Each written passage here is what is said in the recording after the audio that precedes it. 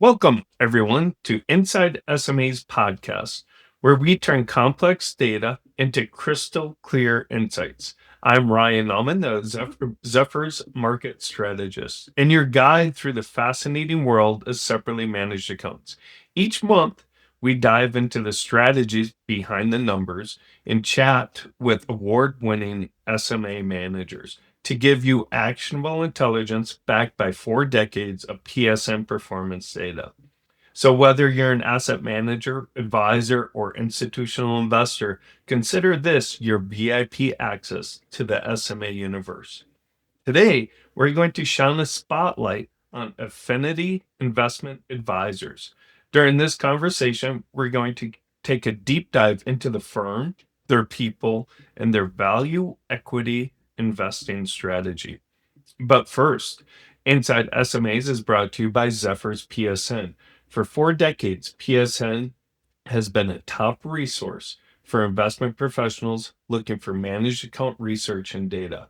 Asset and wealth managers rely on Zephyr's PSN to effectively reach institutional and retail investors. All right, enough from me. Let's go ahead and bring on the star of the show.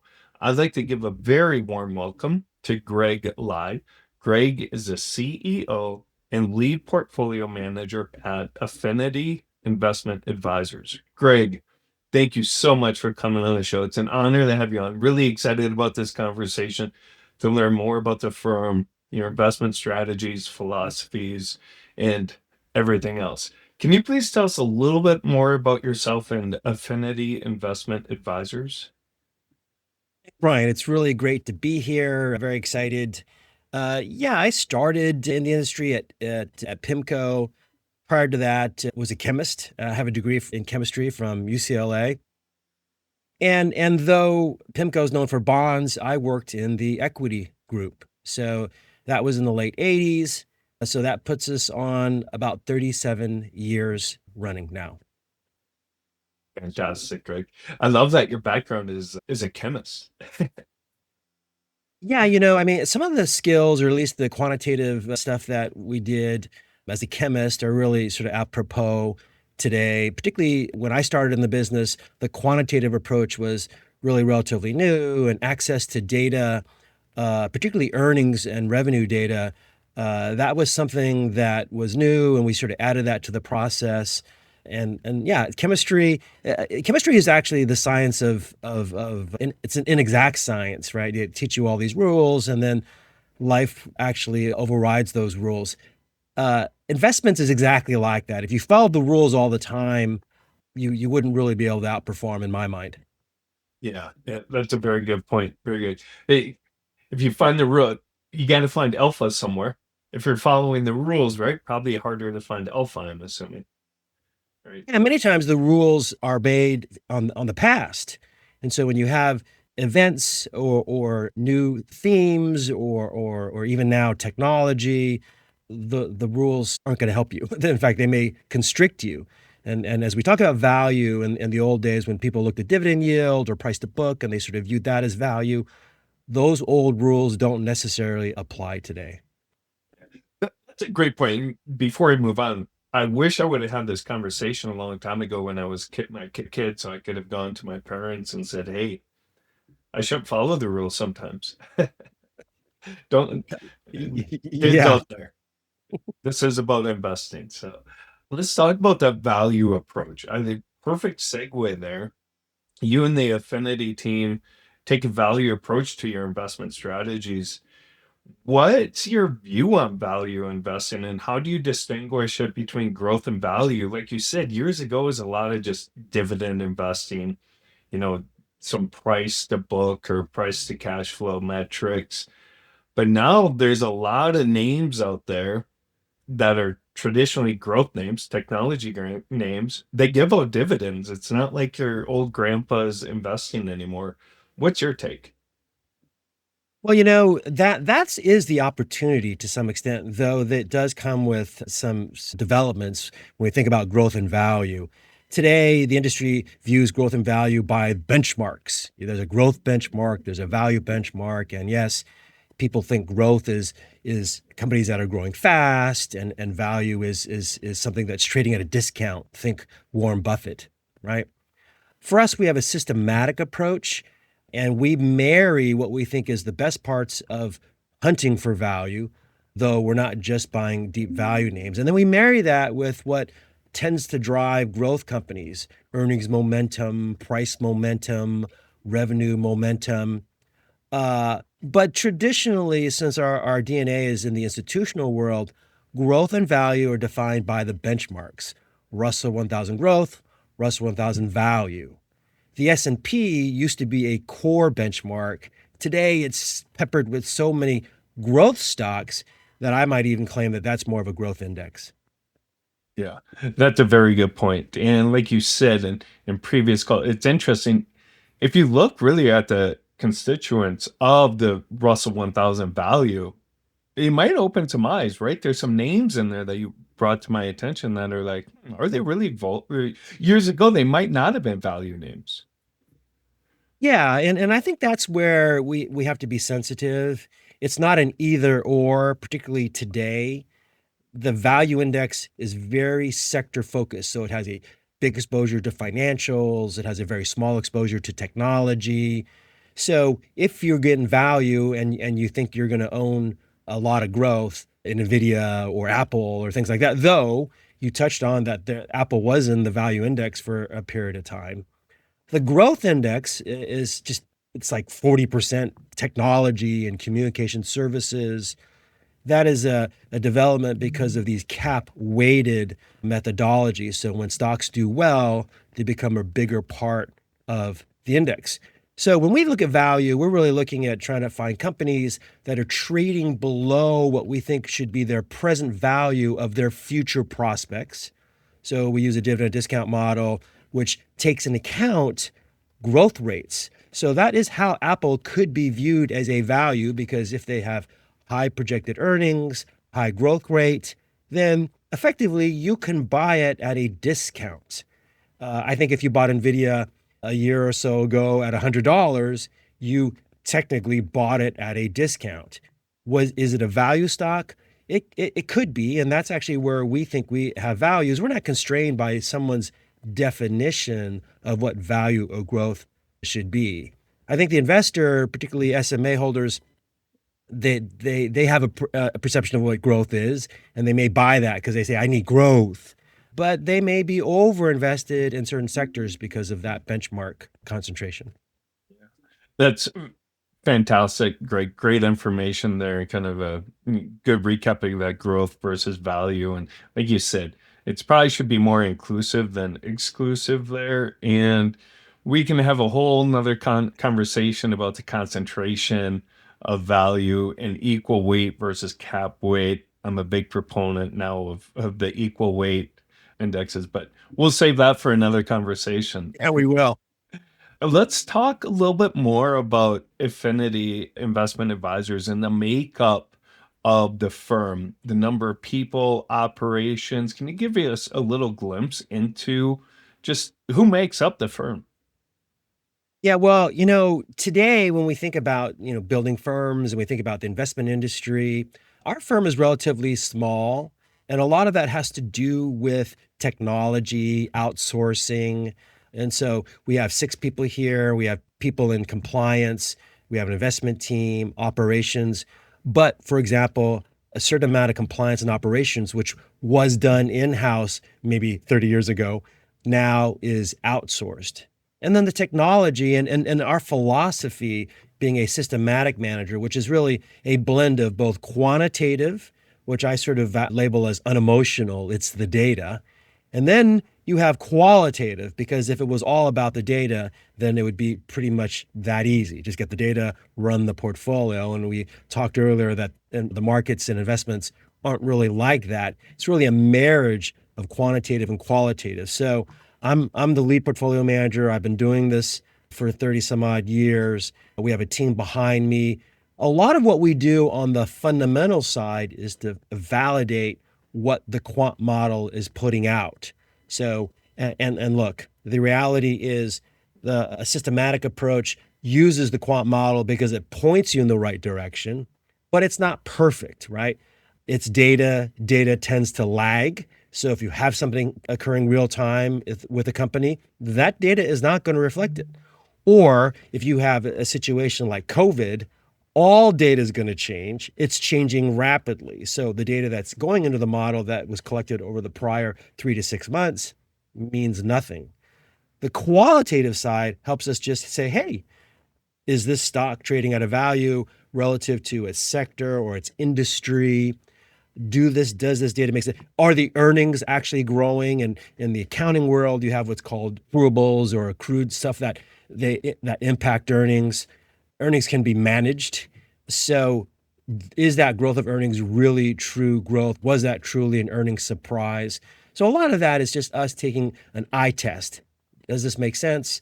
We're not into overriding the model, but a model doesn't account for everything. So we can talk a little bit about what our team does. But our team is relatively small, and we leverage sort of a lot of the resources that make us look a lot bigger when it comes to operations, compliance, trading, and things like that. So very efficient. Yeah. Very efficient is what you're saying. So we talked about the team as a firm. You have a lot of different strategies and they're all, PS and Top Gun award winners.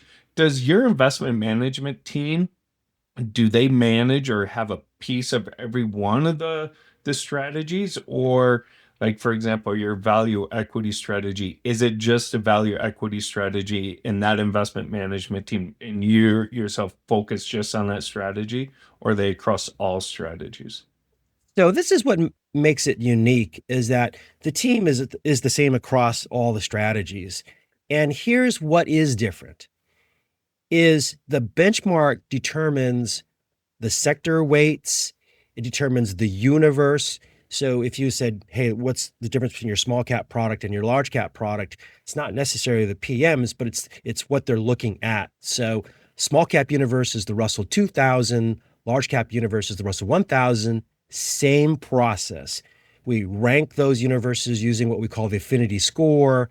That's the quant model that looks at intrinsic value, marries that with these changes in expectations on earnings and revenues, and then you get a rank. We buy from the top quartile. So a lot of the work is already done. It's not like the PM is searching and said, "Aha, I've got an idea," because my brother's sister's daughter, whatever, gave me this idea. No, we're looking at data, and the data says, "Hey, only buy from here." On the sell side, if it goes down to the bottom quartile, it's pretty much saying, hey, sell from here. We don't get emotional about it. We sell and we buy. And the turnover is actually relatively low. So we sort of built this model to represent a turnover that is reasonable for what we're trying to achieve. Fantastic. And I agree. As we all know, especially the individual investor, it's very emotionally driven investing. So if you can, whenever you can take that emotion out of it, you're much better off. Do you believe you have the staff to handle the influx of assets? Let's say all of our audience, they're like, love what Greg has to say, throw a bunch of money at you, a bunch of assets. Do you have the staff to handle the influx of assets? Well, as I said before, not only do we have the staff, but we have the experience. And so our background coming out of PIMCO was really in the institutional space. So the SMA world really had its beginnings in the institutional space. So when I say institutions, we have run money for large public pension plans like CalPERS, CalSTRS, New York City, Texas. That process of finding of custodian and lining up brokers, and I know this is sort of a lot of back office, but it actually transformed the wealth advisory space because the SMA world then went there. So your advisor would say, hey, here's a great SMA manager, here's how. So then platforms were built to support those SMAs.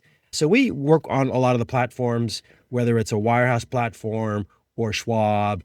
A lot of that technology feeds into our what we call order management system. And so we deploy our strategy across whether it's 10 accounts or 100 accounts. Now, that we love to listen to our clients. So sometimes clients have restrictions. Hey, don't buy sin stocks. Hey, I have some tax issues. We can still follow that.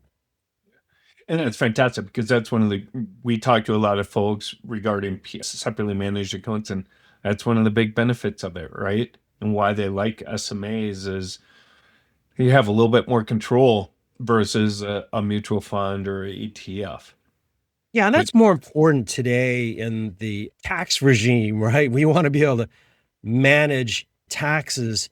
And many managers, that's not what their model doesn't even allow them for that, right? So if a client says, well, look, I can't sell this, we say, okay, well, we'll take that in and build a portfolio around that. It's called model managers. They just put up the model and then the platform just trades it. yep, fantastic. So you mentioned we've talked a lot about your team, smaller team, like you said. It works, but how do they find and generate alpha within this asset class? Large value, as we know, is largely efficient. How do you find alpha, especially now? I feel as if now is probably a hard time to generate alpha when there's high concentration, especially on the growth side and a Yep. few names, technology names. How do you guys find alpha and generate alpha? Well, so I'll start with what we don't do, right? So many times managers are obsessed about stock picking and then they fall down on some of these other things. So just to refresh, we don't do any market timing. So we're 100% invested. That cash drag can impact performance. Turnover. Turnover is costly. People don't realize it, but every 100% turnover creates a performance drag. So the first thing is to eliminate that. Okay. Then we run sector neutral. So again, if you're looking for alpha, many managers are saying, well, I'm going to find it in financials, technology, and healthcare. Those are the three largest sectors. And many of the analysts sort of focus on those because that's where the excitement is. For us, being sector neutral actually allows us or forces us, because I'm just like anybody else. I'm like, hey, I want to buy more of what's doing well. Sounds like an index fund. But we're actually forced to buy in sectors that may be small in the index, whether it's the value index or the S&P 500. And here's the key, is when you're forced to buy in a sector that's out of favor and you're ranking them based on these fundamentals, those great names that you're going to hold for a little bit longer, you have to buy them and you're buying them right? So a great example is we think about two great opportunities this year and last year to have outperformance: utilities and materials. Now, a year and a half ago, if I told you, hey, man, AI is going to affect utilities, or look, gold's going to do well, even though we're in this, inflation's coming down, you would have said, you're crazy. I want to buy more NVIDIA. Mm-hmm. But since we're forced to be sector neutral, our ranking system says, hey, here's these great stocks. And so we're buying in some of these great companies cheaply with fundamentals coming through that are more at the industry or company level.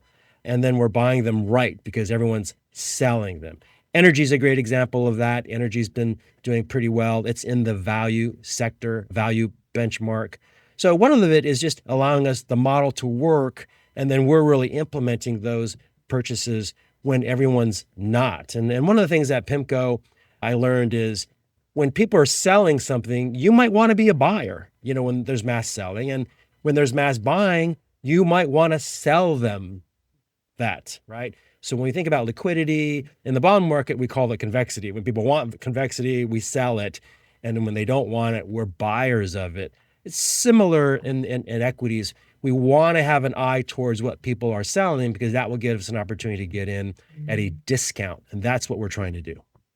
Yeah, and Warren Buffett, one of his famous lines was be greedy when people are fearful and be fearful when people are greedy, right? So I guess it goes along with what you were just saying there.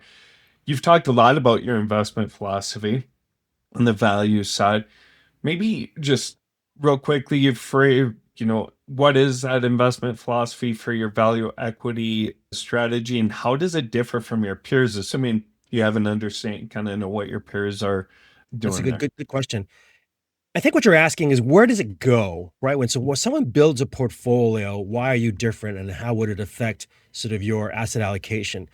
We're a relative value manager, and that is because 50% of the quant model has earnings momentum, revenue momentum, and a little bit of price momentum. And those tend to capture companies that the fundamentals on the ground that are driving those either earning surprises or revenue surprises, those tend to be companies that are growthier. Let's put some quotes around that because I sort of dismissed what growthy means, but something's happening and they have either higher growth rates or something's changing on the ground that their business is fundamentally doing better or growing.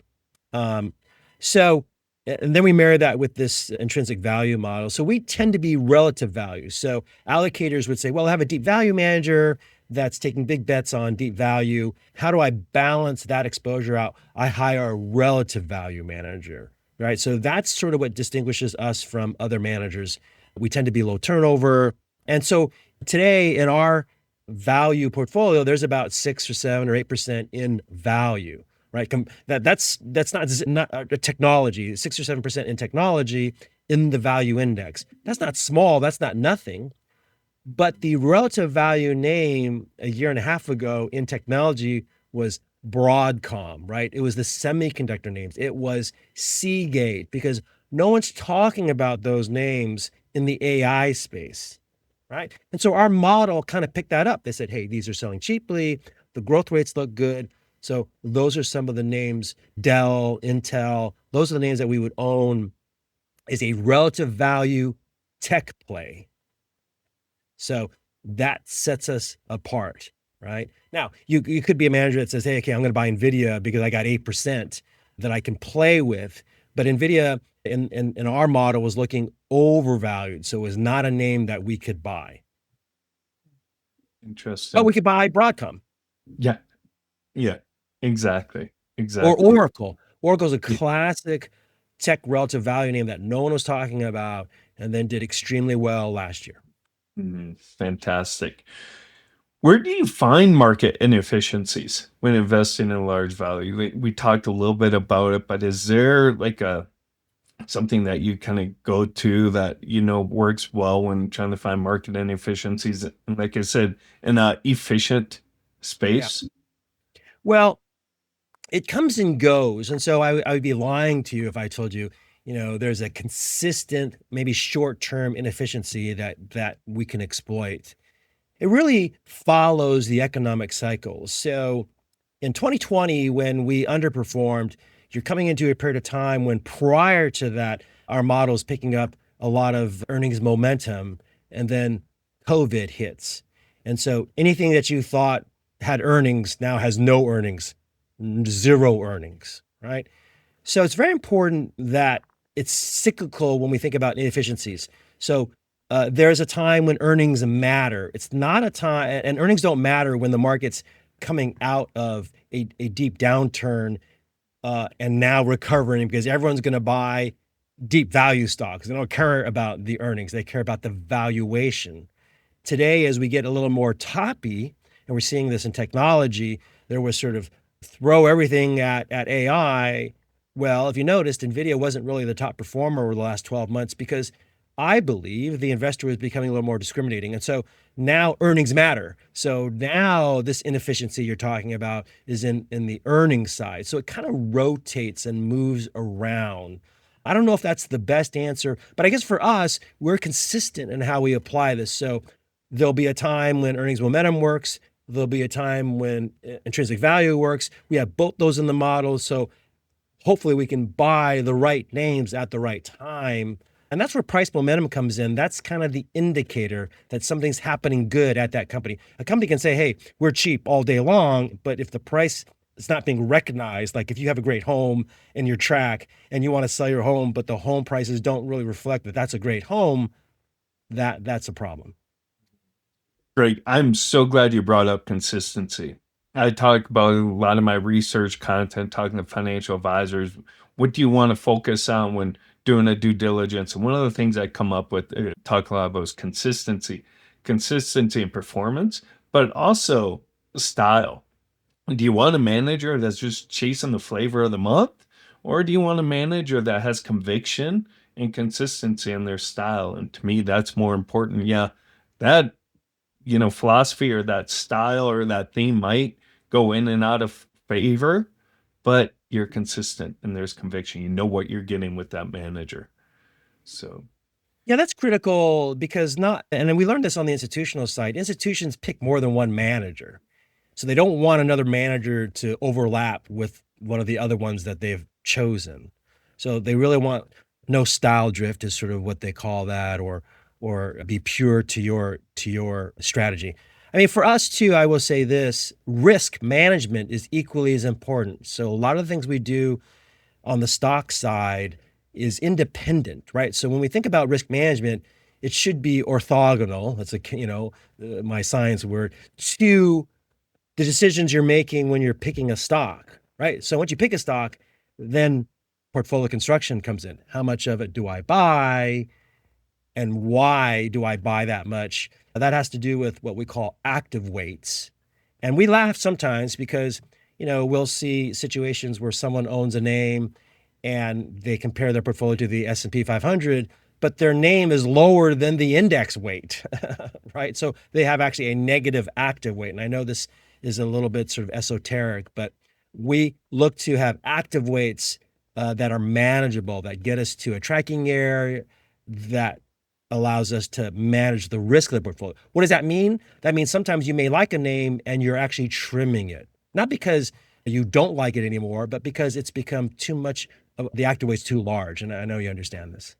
Yep. That's fantastic, Greg. Let's talk a little bit about your performance. It's reason why you're a PSN Top Gun Award winner over numerous periods. It's been strong, placing in the top quartile for your large value peers over 1, 3, and 5 years. What's worked well for the strategy over those time periods? Yeah, it's a unique situation. Relative value has done really well through this past period of time. And that's because there's a lot of great companies that are now taking advantage of, well, one, the growing economy, and this economy is growing differently. So a lot of it is consumer discretionary, despite sort of the rhetoric or whatever the claims around the consumer. And then, like anything, when you have a technological revolution, it sort of starts at the top and then it starts to bleed into what we would consider more traditional value names. Caterpillar, I throw these names out just because these are names that you don't associate with AI, but now are doing well because of data centers and energy demands. And so in the utility sector, there's many energy names that are doing quite well because the demand for that. So it's the picks and shovels, and we talked a little bit about picks and shovels of AI. We talked a little bit about that earlier. It's just rippling through or flowing down. Now, the market is also broadening. So over the last number of years, it's been very narrow. And that's really sort of a result of how people view risk. So post the great financial crisis, and of course during COVID, the lower, riskier, less risky names were tech names that had high cash flow. And so people start to gravitate to those. And value names tend to be more cyclical. So when the economy goes down, quote unquote, value tends to do poor. That wasn't the way it was 20, 30 years ago when we think about Warren Buffett. Value stocks were actually lower beta names, right? But that has not been the case in recent history. Yeah. Great, Greg. When I was doing some analysis on your strategy and Zephyr, one thing kind of popped out. You mentioned it earlier too. 2020. It was a tough year for the strategy. What would you tell financial advisors who might be concerned about that underperformance during that year? And you mentioned too, in 2020 it was COVID, earnings went to zero. Did that kind of throw off a lot of your quantitative measures there, or what happened there? Yeah, it does. And in particularly that year, when we think about some of the names that were in our portfolio, they're consumer discretionary names. So when we think about cruise lines and everything that stopped all of a sudden, you really didn't know where the bottom was, and many of them were punished quite severely. And then there were other names that did extremely well because of sort of stay at home and sort of what that meant. I think what it means is when you're allocating, you're not going to put all your money in an affinity strategy. In fact, quite the contrary, right? As you see a strategy do well, maybe extremely well, you want to trim. right? And not managers are not going to come on here and say, hey, when we're doing really well, you should take money away from us. Sort of the paradox of life for investment managers, but it is true, right?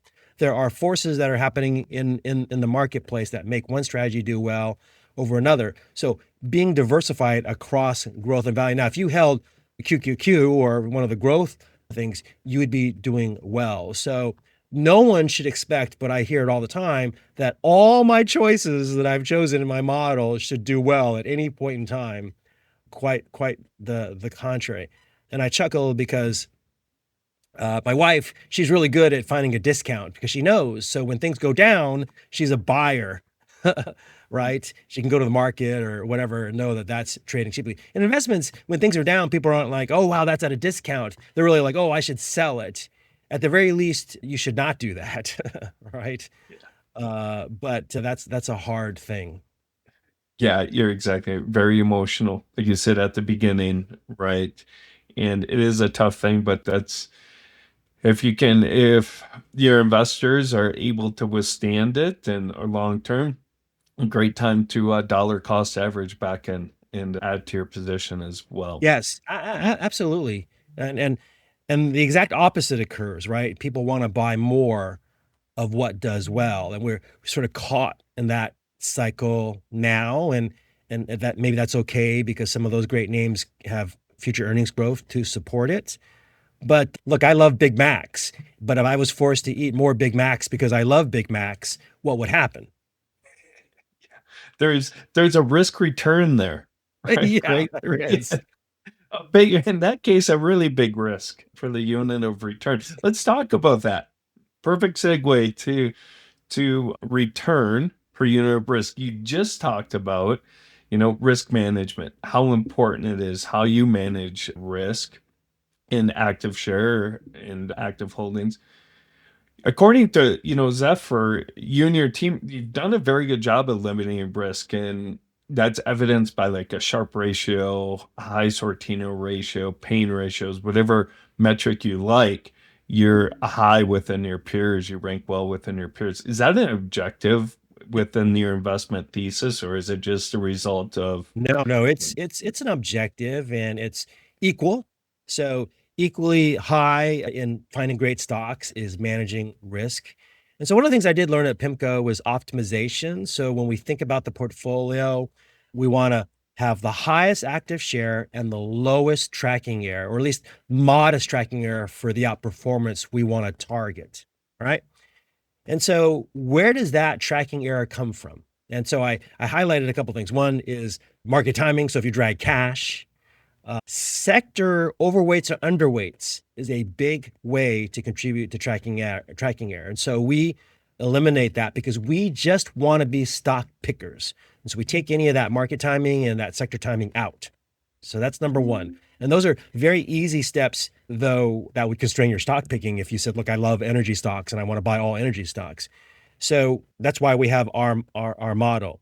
The next thing we do, it's more of a stratified sampling, is we learned this from fixed income, is we look across risk exposures and we want to make sure that we fill each bucket, whether it's PE or price to book. We look at those buckets. And so that's a little bit of an exercise that our PMs do.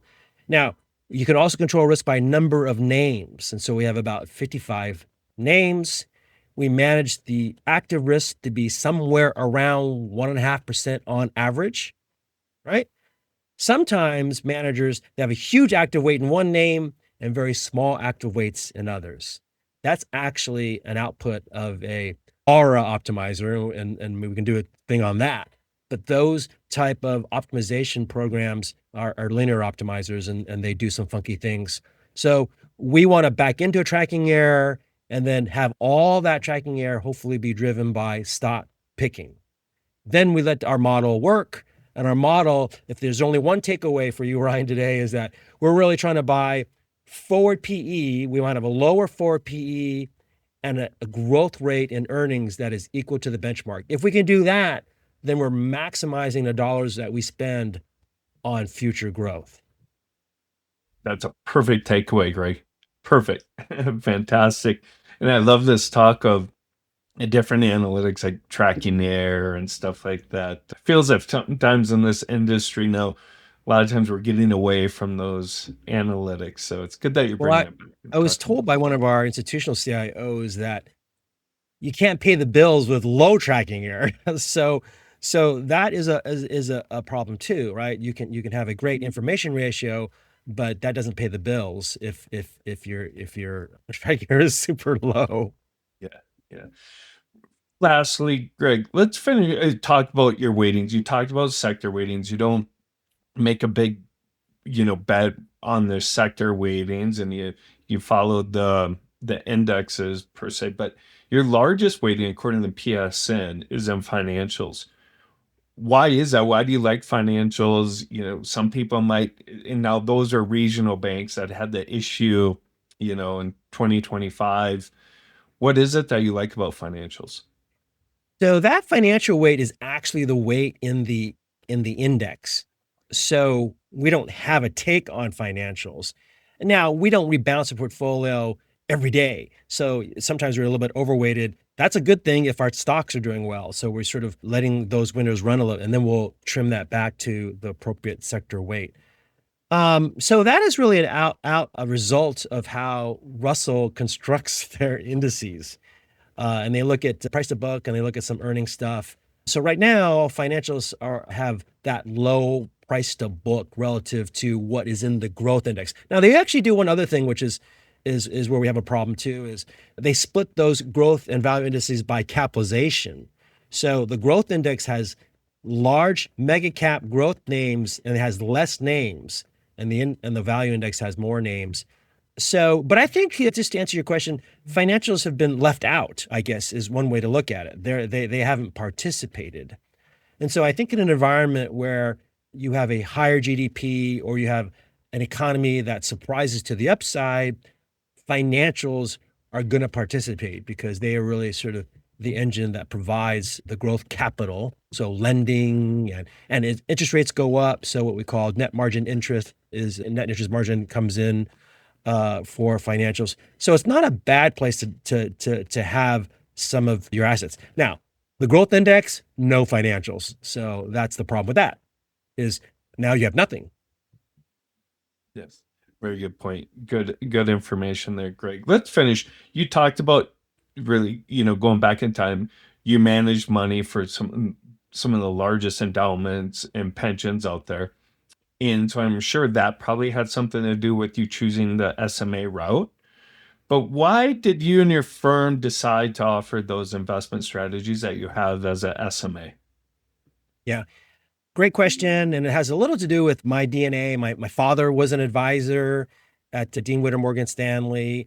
And so I was always close to the wealth advisory sort of business. And the SMA has been a part of the wealth advisory tool set.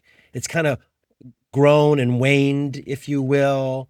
But some of our best clients, and when we think about, it's one of our things that are value to us is what our clients want. And I will tell you that the institutions, they're looking more at performance ever more so today. And so that relationship between the manager and the institution, I hope they cover their ears, isn't as close and personal as it is with advisors. And what I love about advisors today is they bring so much value to their clients. And so I hope we're a great partner to run their SMA and they can view us as a team attached to their team. And that's where SMAs can be very powerful. You're dealing with sophisticated clients that have larger assets. They want to see stocks in their portfolios, in their statements. And so we've been doing SMAs for basically 30 plus years.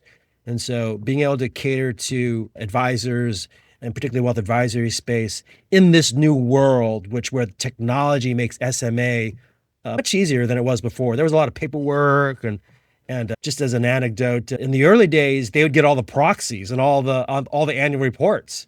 And so individual clients would call and say, my mailbox has 50 annual reports. But I said, well, look through them because some of them give coupons. So I remember my wife was excited because Victoria's Secret annual report would have a 10% coupon. Awesome. I love it. I love it. Yeah. So don't throw those away. Well, we don't really get them anymore, but No, we I'm don't. sure a lot of people just tossed them, burned them, recycled them, but they missed out on some free money. Yep. Gr- Greg, awesome conversation. Thank you. Shared such great insight just about investing, to your philosophy to investing, and the firm Affinity Investment Advisors. Great stuff. Where can our audience get more information about Affinity? Hopefully, we're on a platform that they have their accounts custodied or working with their advisor. We really work with advisors. There is some information on our website. And of course, we love to work with Informa. And so I think we've done a piece with you guys and we continue to do some pieces with you. But the website and then ask your advisor and they may find us. Fantastic, Greg. Thank you so much. Really fun conversation. And thank you, everyone, for listening to this episode of Inside SMAs. And remember, in a world of investment noise, data driven decisions speak volumes. I am Ryan Nauman, inviting you to join us next month for more SMA insights that you won't find anywhere else. This has been Inside SMAs, the SMA Data Authority powered by Zephyr PSN. Thank you and have a great rest of your week.